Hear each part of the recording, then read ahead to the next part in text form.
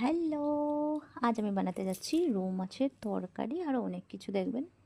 First রৌ মাছগুলো ভেজে নেব তেলে এঁকে এঁকে, তারপর দেখবেন ভাজাও কমপ্লিট হয়ে যাবে। এখানে কেটে রেখেছি আলু কোয়াশ, সেটাও তেলে ঢেলে দিলাম।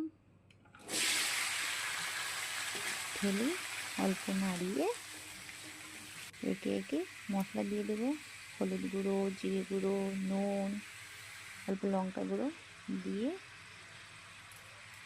আবার ছাঁকানাকা করে অল্প নাড়িয়ে দেবো। নাড়িয়ে অল্প কষিয়ে জল ঢেলে নেব। দেখবেন মাছের তরকারিটা হয়ে গেছে আমার কমপ্লিট। তারপরে এবার বানাবো মাছের তেল, বেগুন, পেঁয়াজ, মাছের তেল সব এগুলো। ফার্স্ট পেঁয়াজ দিয়ে দেবো তেলে,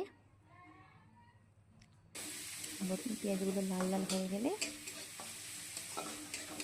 তারপর মাছের তেল যে রেখেছিলাম সেটা এই যে এটা ঢেলে দেবো। এবার এটাও কিছুক্ষণ হাতটা ধোয়াটা জরুরি, হাতটা ধুয়ে নিলাম। দেখুন বেগুনও কখন দিয়ে দিলাম আমি জানি না, বেগুনও দিয়ে তারপর মশলাপাতি দিয়ে দিয়েছি, সেটা আর দেখাইনি। দেওয়ার পরে সেটাও হয়ে যাবে। তারপর ভাতটা বেড়ে নিলাম।